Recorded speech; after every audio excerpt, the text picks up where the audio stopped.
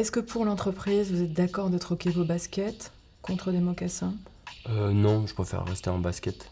En fait, j'ai les pieds qui sont vraiment pourris avec le BMX et je rentre pas dans les mocassins. Ou sinon, il va falloir faire une ouverture sur le côté. J'ai jamais entendu ça. Je trouve ça rigolo. Je suis pas drôle, non. Ça fait mal.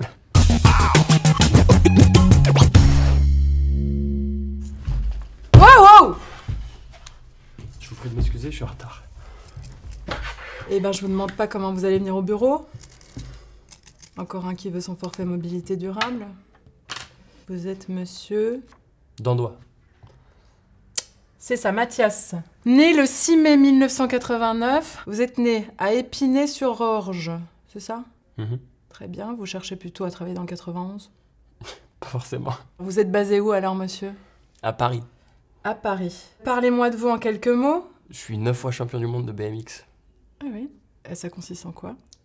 Le BMX, ça consiste à faire des figures sur un sol plat pour ma discipline, le flat. Donc ça ressemble à de la danse sur un vélo un peu. Est-ce que vous travaillez en ce moment, monsieur Dandois? Il y a un petit événement sportif qui arrive à Paris, du coup, les Jeux Olympiques. J'ai la chance d'être ambassadeur des sports nouveaux, de tous ces nouveaux sports qui arrivent aux Jeux. On sera sur la place de la Concorde au Parc Urbain. Ok, donc vous êtes ambassadeur, ça signifie que vous allez faire quoi exactement? Je réunis les gens autour de toutes ces nouvelles cultures urbaines et j'essaie d'expliquer au mieux que je peux nos cultures qui, à la base, c'est parti en fait du film E.T. en 1983, le BMX, l'explosion. C'est grâce à Steven Spielberg avec ce petit extraterrestre qui passe devant la Lune. Et tous les kids à l'époque ont voulu s'acheter un BMX et... Les kids? Les enfants. Ah oui. Et Ah, vous parlez anglais. couramment. Ah oui, c'est vrai? Ouais, ouais. Ah, c'est formidable, ça je le note. Hein. Espagnol et japonais aussi. Japonais? Oui. Incroyable, vous l'utilisez souvent? Jamais, mais ça m'arrive. Je sais compter jusqu'à 10. Allez-y. Ich, ni, san, shi, go, lok, nana, ach, kyu, ju. Bon, en même temps, je pourrais pas vérifier si c'est... je reviens à votre profil. Donc, vous me dites ambassadeur au JO. Et sports nouveaux, c'est quoi les sports nouveaux? Les sports nouveaux, c'est les sports que le CIO veut faire rentrer au jeu pour faire baisser la moyenne d'âge des gens qui regardent les Jeux Olympiques. Parce que c'est assez terrible, c'est plus de 62 ans, je crois, les gens qui regardent les Jeux à la télé. Ah oui. Et du coup, avec le break, le skate, le BMX, le basket 3x3, l'escalade, ils ont pour but de rafraîchir les Jeux Olympiques. Vous m'avez reparlé en japonais, là. Ah non. Des formations professionnelles. Ah oui, c'est ça. Et donc, votre fiche de poste, si je résume, c'est faire des réunions avec le comité des Jeux Olympiques, c'est ça? Ça, c'était en amont, ouais.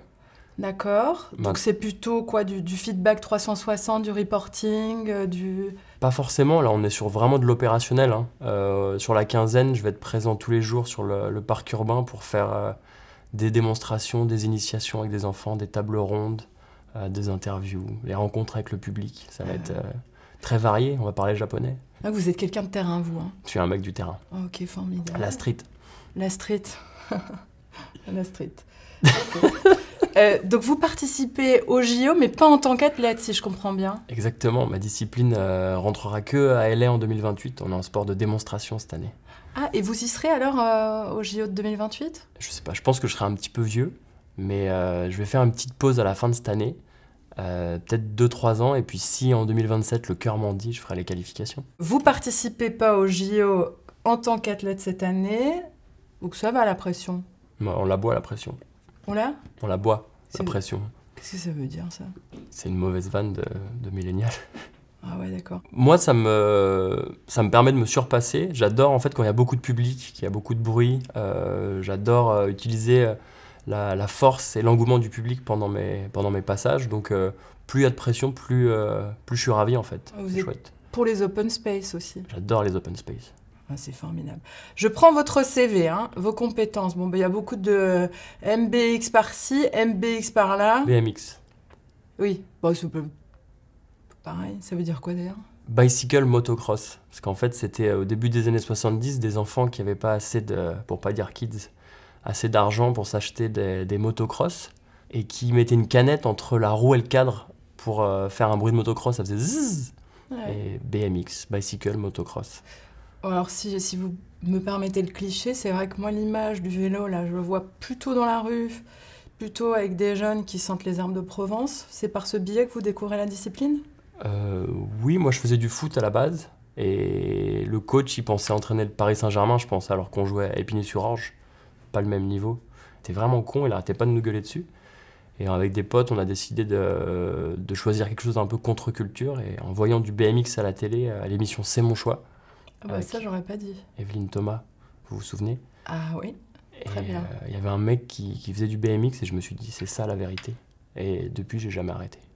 La vérité? La vérité. En fait, le mec faisait des figures, virevoltait sur son vélo et la première pensée que j'ai eue, c'était pas très 2024. Je me suis dit que j'allais pouvoir impressionner plein de filles en faisant ces figures.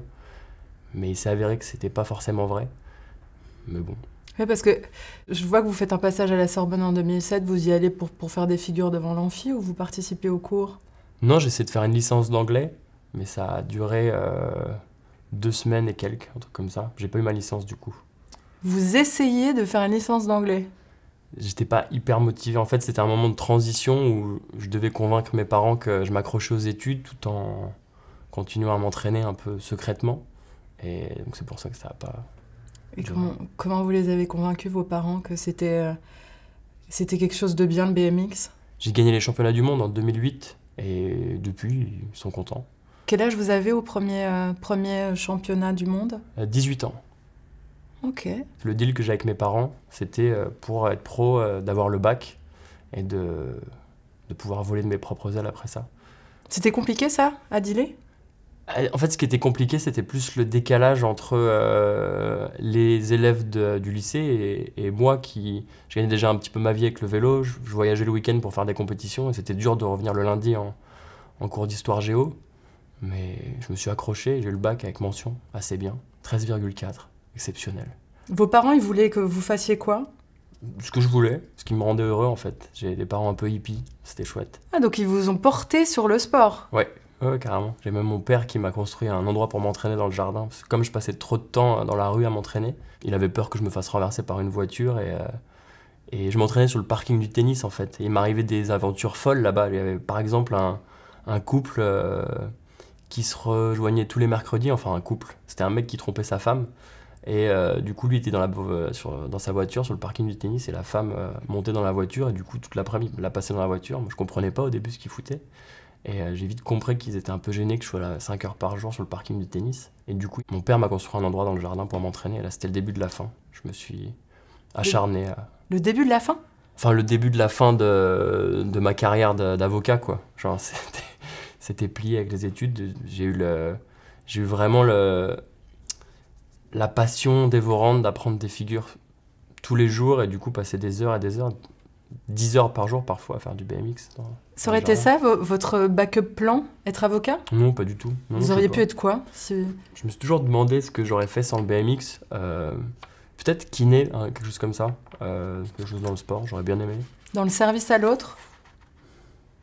Pas forcément le service à l'autre, plus comprendre comment le corps humain est fait et comment le réparer, ça c'est sympa.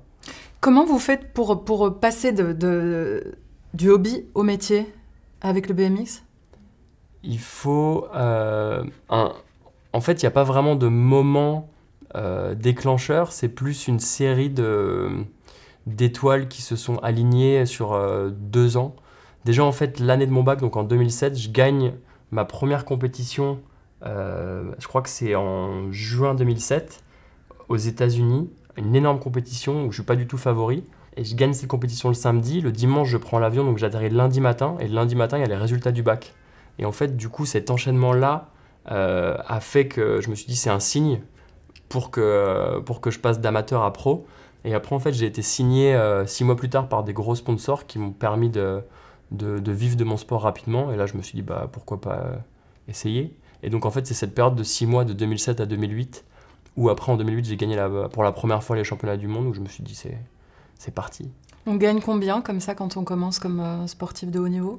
On gagne combien par mois? Alors, mon premier contrat avec Adidas, c'était 1 000 € par mois. C'était pas énorme, mais ça me permettait... À l'âge de 18 ans? Oui, exactement. Et après, Red Bull est arrivé en France en 2008.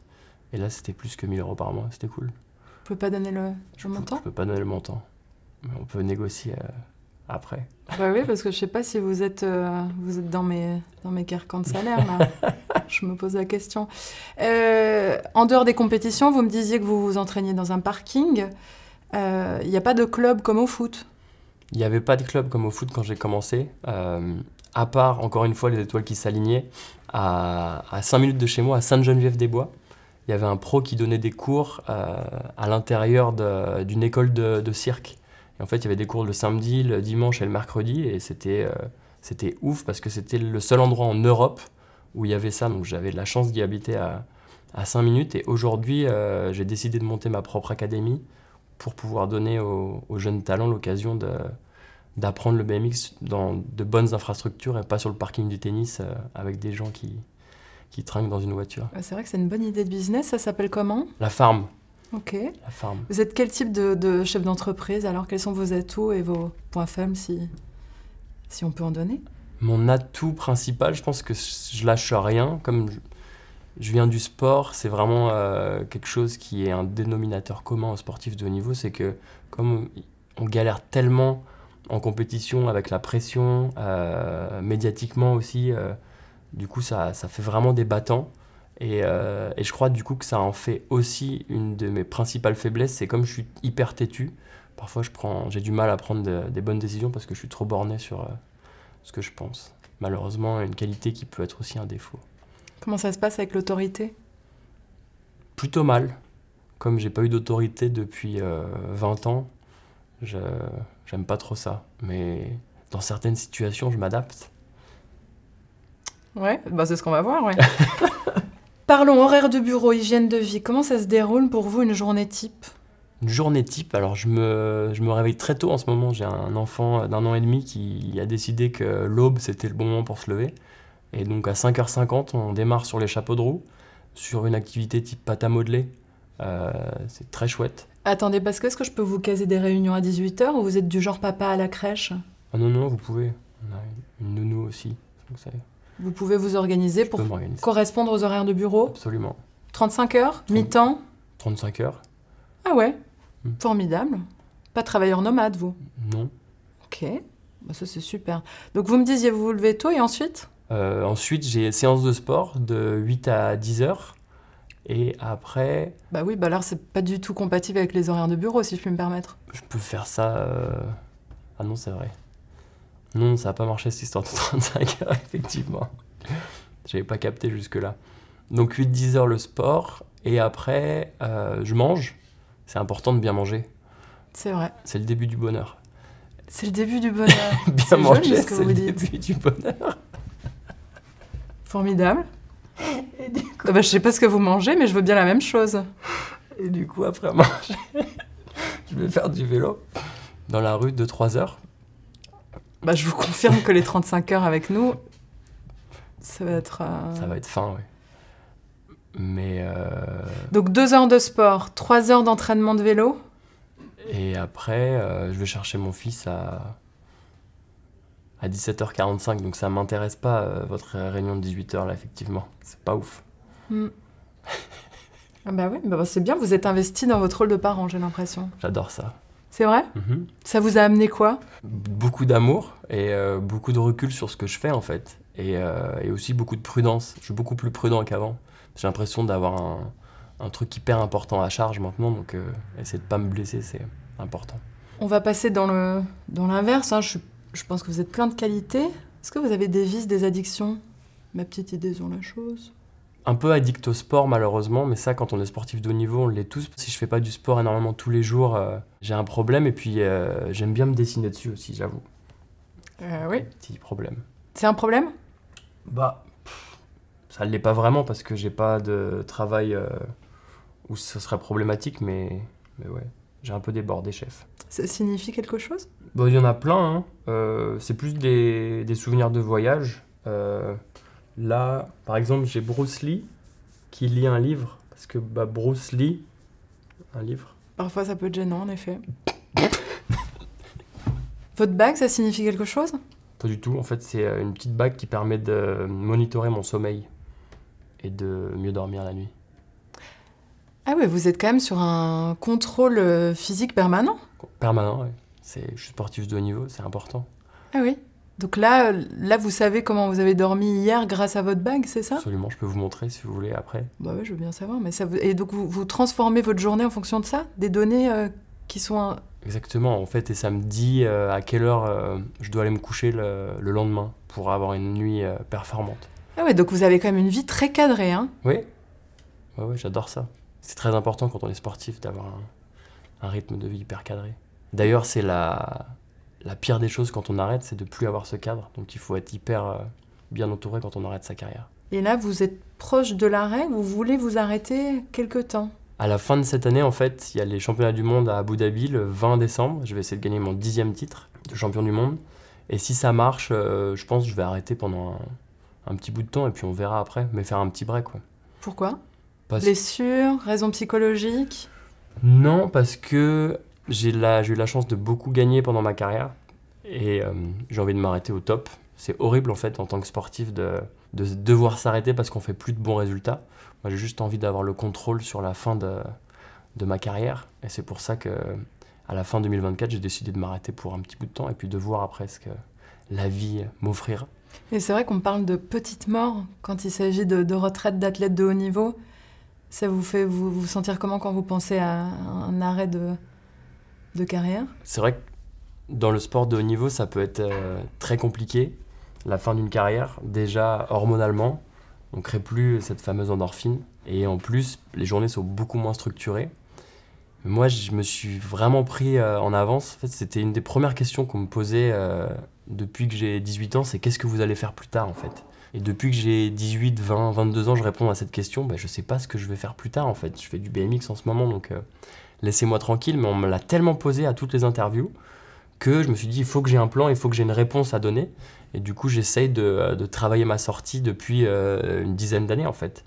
J'ai créé ma boîte de production de contenu, donc vidéo, photo, podcast, avec mon agent et ça fonctionne vachement bien et ça m'intéresse vachement. Donc ça va être une des portes de sortie, à la farm, mon académie, et puis continuer à faire du BMX de toute façon. J'ai vu aussi que vous travaillez de temps en temps pour Eurosport, non aussi? Qu'est-ce que c'est ça, l'émission? En télévision, et en fait j'interviewe d'autres athlètes pour qu'il y ait des petits formats sympas, des discussions entre deux athlètes qui sont un peu plus informelles que des discussions entre un journaliste et un athlète. Nous les athlètes, on a souvent les mêmes questions des journalistes, et du coup les mêmes réponses un peu préconçues par tout le média training qu'on a. Et l'idée c'est à travers ces formats, c'est que je pose des questions un peu différentes et que les athlètes me donnent des réponses un peu plus funky que d'habitude. Ça marche bien, c'est un bon moment. C'est quoi la pire question qu'on vous a posée 100 fois?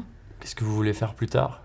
Ah ouais, donc c'est vraiment celle-là qui... Elle est relou celle-là, mais finalement je l'ai transformée en force parce que ça m'a permis de préparer mon avenir, donc c'est plutôt chouette. Pendant cette pause de 3 ans là que vous prévoyez, vous allez quand même continuer votre routine quotidienne ou l'idée c'est vraiment de casser votre système de fonctionnement? En fait, il faut casser le système de fonctionnement, mais petit à petit. C'est impossible de s'arrêter du jour au lendemain. Ce serait une catastrophe physique et mentale. Ah ouais, vraiment? Il y aurait droit à la dépression. Donc, je vais freiner petit à petit après ma dernière compétition à Abu Dhabi sur 2 ans. En fait, il faut freiner petit à petit et se faire accompagner pour pas que ça se transforme en fameuse petite mort. Ah mais c'est ça, vous allez être accompagné psychologiquement? Ouais, c'est obligé. Sinon, on finit comme Ronaldo. Pour ce titre de 10e, de 10e titre de champion du monde, il y a une stratégie à opérer, c'est quoi? Là, pour le coup, pour les championnats du monde, j'espère trouver une idée de nouvelles figures, qu'après je vais avoir 6 mois pour m'y entraîner et la faire en compétition. En fait, il faut savoir que dans mon sport, la créativité, c'est hyper important. C'est 50% de la note, c'est l'originalité. Donc il faut à chaque fois essayer de se prendre la tête à inventer de nouvelles figures. C'est pour ça qu'on est considéré comme un sport qui est à la limite avec de l'art. Et le problème, c'est qu'on ne peut pas provoquer la créativité. Il faut passer du temps sur le vélo, en dehors du vélo, à faire d'autres choses. Et aujourd'hui, c'est un peu ce que j'essaie de faire et d'attendre ce moment Eureka où je vais avoir une bonne figure que je vais pouvoir mettre en compétition et pour gagner un 10e titre. C'est quoi qui nourrit votre créativité alors? Ce que j'adore, c'est voyager. C'est vraiment aller dans des endroits que je connais pas, voir des nouvelles choses en fait. Pas que le voyage d'ailleurs, je vais pas mal voir d'expos, d'art, au cinéma, tout ce qui est culturel en fait. Et en fait, la créativité, c'est quoi? C'est essayer de nourrir son cerveau de choses différentes pour qu'après, il nous rende quelque chose de positif ou de créatif sur le vélo. Et parfois, en fait, on se borne à s'entraîner 10 heures par jour en disant je vais bien finir par trouver une figure, alors que c'est pas du tout comme ça. Il faut savoir faire autre chose que du BMX pour inventer des figures en BMX. Ça fait un petit moment qu'on est ensemble. Je veux dire que c'est assez rare, hein, mais il se dégage de vous une forme de détente communicative. Mais est-ce que c'est un effort, cette détente? Ou est-ce que c'est quelque chose de plutôt naturel chez vous? Non, en fait, j'ai l'impression que j'arrive à apprécier depuis longtemps la chance incommensurable que j'ai de vivre de ma passion et d'avoir quand même la meilleure vie du monde. Donc pourquoi ne pas être détente dans ma situation? C'est quand même chouette. Donc, je sais pas. J'essaie de me contenter de ce que j'ai. Et je pense que c'est ça, le vrai bonheur, c'est d'arriver à se contenter de ce qu'on a déjà et pas de regarder ce qu'on pourrait avoir peut-être. La gratitude. Exactement. Les réseaux sociaux, j'imagine qu'en tant que millénial, vous gérez bien les choses. Pour nous, c'est un levier massif de visibilité de l'entreprise. Quelle est votre stratégie de communication sur les réseaux? Alors, ma stratégie de communication, c'est... moi, je fais beaucoup de stories sur Instagram. Très bien. Que je poste le lendemain de ma journée. Parce qu'il y a plein de gens qui postent en direct des stories. Et déjà, c'est chiant parce qu'ils sont tout le temps sur leur téléphone. Quand on est à table ou quoi, ça m'énerve. Moi, je préfère prendre des photos en fait, de ma journée, de dormir dessus. Et le lendemain matin, en fait, vers 9h, je poste une espèce de petite histoire de ma journée de la veille. Comment vous faites le tri entre ce qui est dans vos partages, ce qui est de l'ordre de l'intime et ce qui est de l'ordre du personnel? Vous voyez la différence ou pas? Carrément.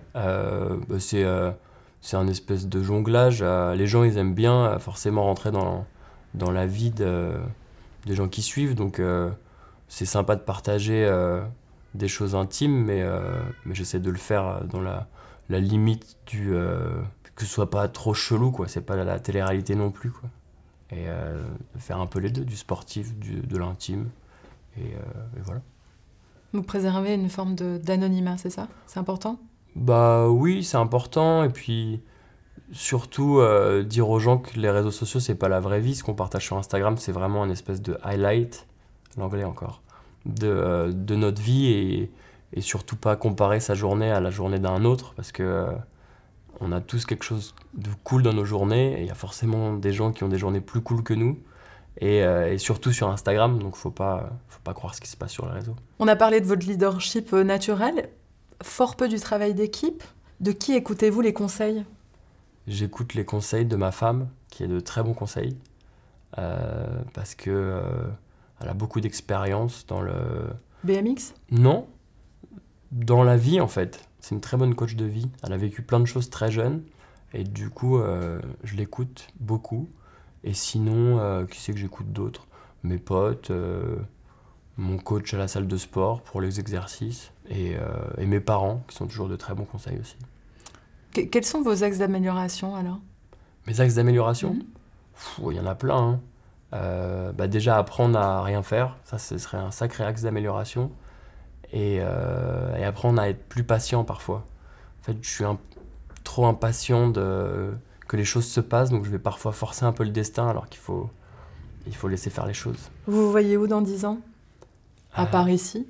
Dans 10 ans, je me vois avec plusieurs enfants. J'en ai un en ce moment, mais je veux avoir plus d'enfants.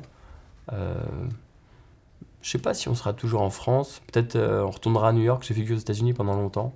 Très bien. Peut-être retour à New York avec 3 enfants et plein d'argent. C'est important l'argent? Bien sûr. Pour quelle raison? C'est quand même galère sans.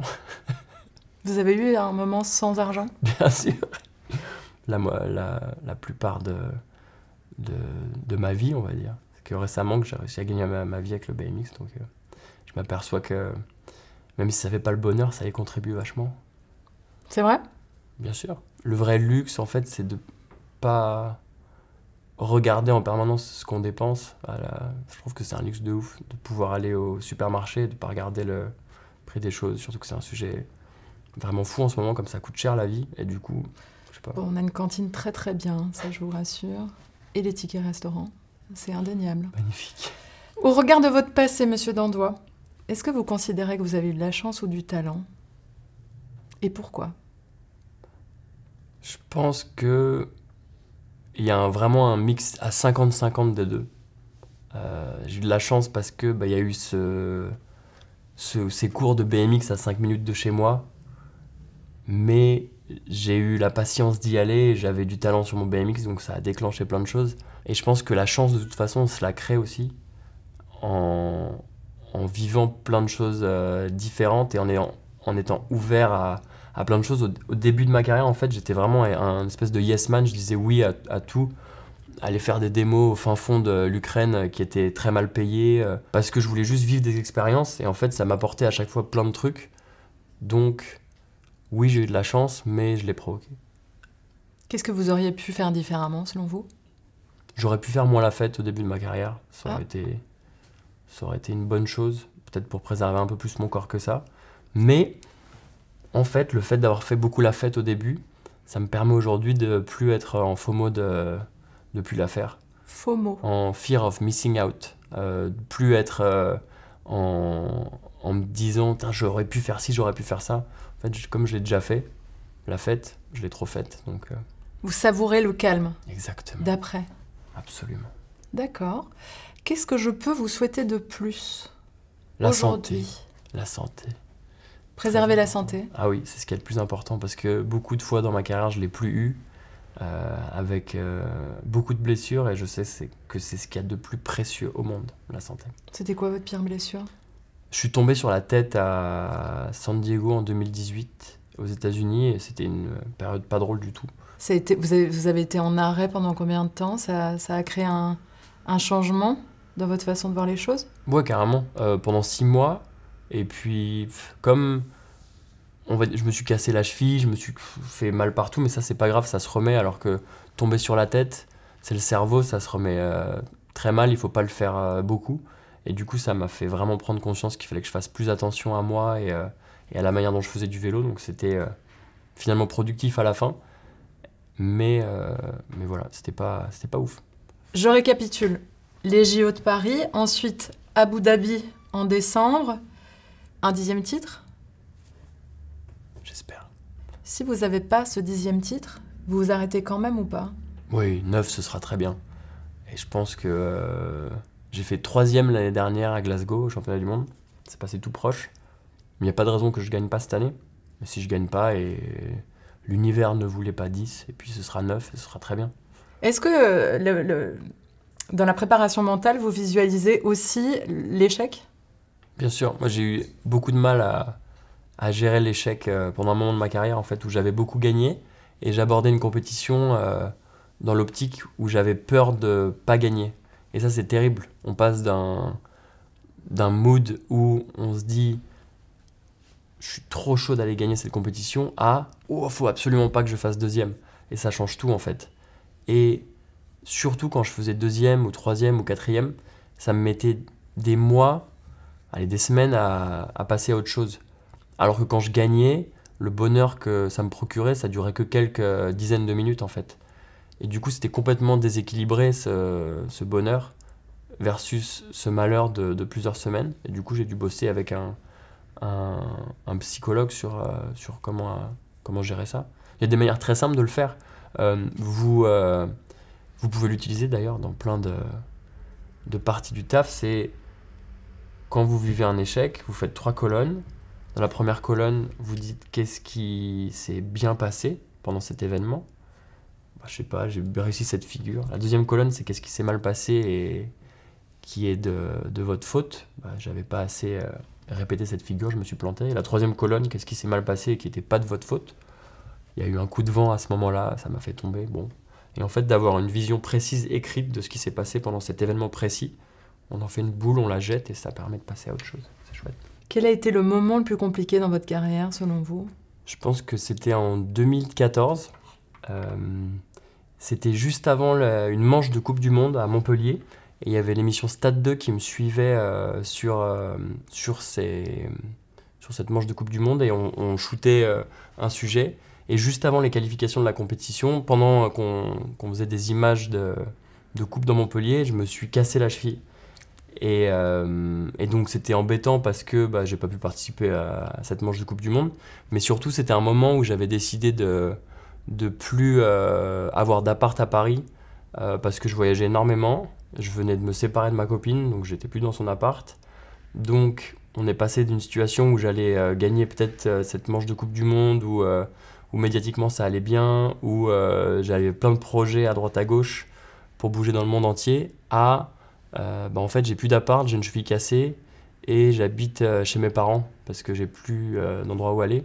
Donc ça a été 3 mois très très compliqués, un peu de dépression. C'est la seule fois de ma vie où c'était une mini dépression, où j'étais là, qu'est-ce que je vais pouvoir faire. Et voilà, j'ai réussi à remonter la pente petit à petit, mais c'était pas ouf. Quelle leçon ça vous a donné, ça, cette période? C'était une période où je faisais beaucoup la fête, 2014. Donc une fois cette période sortie, j'ai réussi à m'entourer d'un coach sportif, d'un coach mental, d'un nutritionniste pour me dire je vais pas dans cette pente glissante qu'est la nuit parisienne, et plutôt cette montée qui est le sport de haut niveau. Et en fait, ça m'a montré qu'il fallait prendre soin de son corps pour pouvoir réussir au plus haut niveau. Et ce serait quoi la plus grande joie? Ma plus grande joie, ouais. C'est la naissance de mon fils, de loin. Et au niveau professionnel, si je peux me permettre? Ma plus grande joie, c'est à chaque fois la dernière compétition que j'ai gagnée. C'est la joie qui est la plus vivide, on va dire, parce que c'est la plus proche. Et je trouve que de gagner encore en ce moment, après 20 ans de carrière, c'est ce qu'il y a de plus cool. 20 ans de carrière, c'est fou. C'est fou, hein. Je suis pas peu fier. Pas peu fier, c'est vrai? Ouais, c'est vrai, ouais. C'est une de mes plus grandes fiertés, cette durée, parce que j'aurais pu, encore une fois, partir dans la fête ou me démobiliser ou me démotiver. Et finalement, j'arrive toujours chaque année à me remobiliser, à me remotiver à gagner des compétitions. Et c'est pour ça que j'ai décidé d'arrêter aussi. C'est qu'à un moment, ça va s'essouffler. Et j'ai pas envie d'arrêter parce que j'ai la flemme de faire du vélo. J'ai envie d'arrêter parce que c'est moi qui ai décidé. Très bien. Je pense que j'ai tout ce qu'il me faut. Est-ce que vous avez des questions, monsieur Dantois? Non. C'était très agréable cet entretien. Merci à vous. Bons Jeux Olympiques. Merci beaucoup. Je vous laisse appeler le suivant. Oui. J'espère qu'il viendra pas en moto, celui-là. Aïe, aïe, aïe, aïe, aïe. Attention au mobilier quand même, hein.